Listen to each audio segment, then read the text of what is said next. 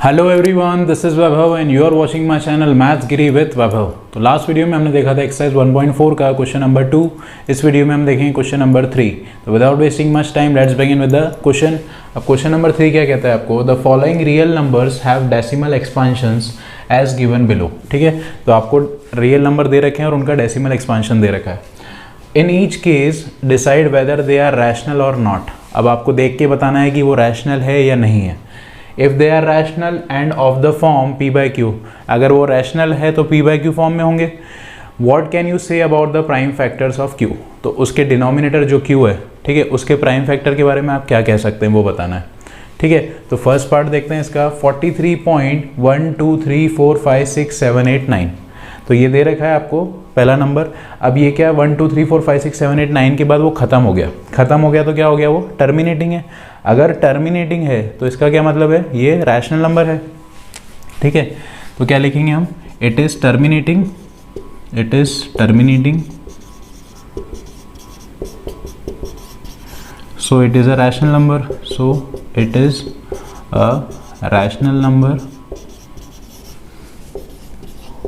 and can be written in P upon Q form. ठीक है, अगर ये टर्मिनेटिंग है 9 के बाद ख़त्म हो गया तो ये P बाई रैशनल नंबर हुआ और रैशनल नंबर है तो P बाई Q फॉर्म में लिखा जा सकता है। अब इसने क्या बोला है कि इसके Q के बारे में क्या कहोगे, तो ये टर्मिनेटिंग है तो इसका Q क्या होगा, it's denominator will be in form of 2 raised to the power m into 5 raised to the power n। हमने पहले भी पढ़ा है, अगर कोई नंबर टर्मिनेटिंग है तो उसका जो डिनोमिनेटर होगा वो किस फॉर्म में होगा, 2 raised to the power m into 5 raised to the power n। ठीक है, अब देखते हैं इसका second part, that is 0.120 1200 12000 and so on. ठीक है, ये चलता ही जा रहा है और कोई इसके ऊपर बार नहीं है, मतलब कोई स्पेसिफिक नंबर रिपीट नहीं हो रहा है। अगर रिपीट भी नहीं हो रहा है और चलता भी जा रहा है, नॉन टर्मिनेटिंग है। ठीक है, अगर चलता जा रहा है ख़त्म नहीं हो रहा है तो नॉन टर्मिनेटिंग है। तो नॉन टर्मिनेटिंग है ये, non terminating and non repeating, and non repeating. अगर नॉन टर्मिनेटिंग होता है और नॉन रिपीटिंग होता है then therefore it is irrational number, irrational number. ठीक है, अगर कोई सा भी नंबर नॉन टर्मिनेटिंग है मतलब चलता ही जा रहा है और नॉन रिपीटिंग और कुछ भी रिपीट नहीं हो रहा है, ठीक है, तो वो क्या होगा, इर्रेशनल नंबर है। अब इसने क्या बोला था, अगर रैशनल है तो उसके पी बाई क्यू फॉर्म में लिख के फिर उसको बताना है, बट ये आया इर्रेशनल नंबर, तो ये क्वेश्चन यहीं ख़त्म हो गया।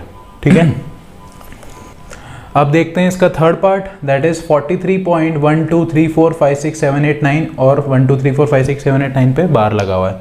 ठीक है, बार लगा हुआ है मतलब ये कंटिन्यूसली यही चलेगा, इसके बाद भी यही आएगा, 9 के बाद 1 2 3 4 7 1 2 3 4 5 6 7 8 9 फिर वापस वही रिपीट होगा। बार का मतलब यही होता है। तो ये क्या हो गया, इट इज रिपीटिंग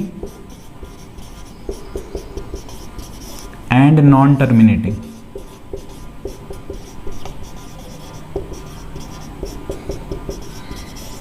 ठीक है, ये रिपीटिंग है बट नॉन टर्मिनेटिंग है, चलता ही जाएगा, कभी ख़त्म नहीं होगा, बट रिपीट हो रहा है। ठीक है, वही नंबर बार बार रिपीट हो रहा है। अगर रिपीटिंग है और नॉन टर्मिनेटिंग है तो therefore it is rational number, it is rational number.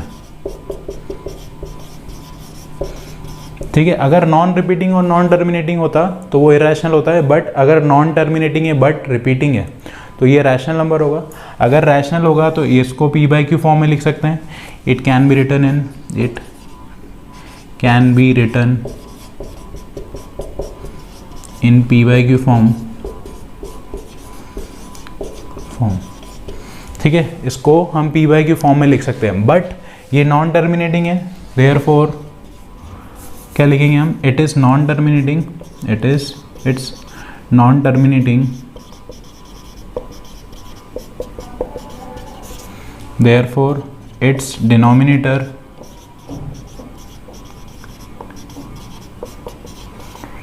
cannot be written in form of 2 की पावर m इंटू 5 की पावर n। ठीक है, रैशनल है, मान लिया ये रैशनल है क्योंकि रिपीटिंग है और नॉन टर्मिनेटिंग है तो रैशनल है, और पी बाई क्यू फॉर्म में भी लिख सकते हैं। बट अगर ये नॉन टर्मिनेटिंग है तो इसको 2, इसका जो डिनोमिनेटर होगा वो 2 raise to power m into 5 raise to power n में नहीं लिख सकते आप। ठीक है, तो इसी के साथ आपका क्वेश्चन नंबर 3, आपकी एक्सरसाइज 1.4 और आपका चैप्टर भी कंप्लीट होता है। Will be doing some other chapter in our next video. अगर ये वीडियो आपको अच्छा लगा हो तो please do like it and share with your family and friends, and for more such videos please subscribe to my channel maths Giri with Vaibhav. Thanks for watching this video. Thank you, have a nice day. Thank you.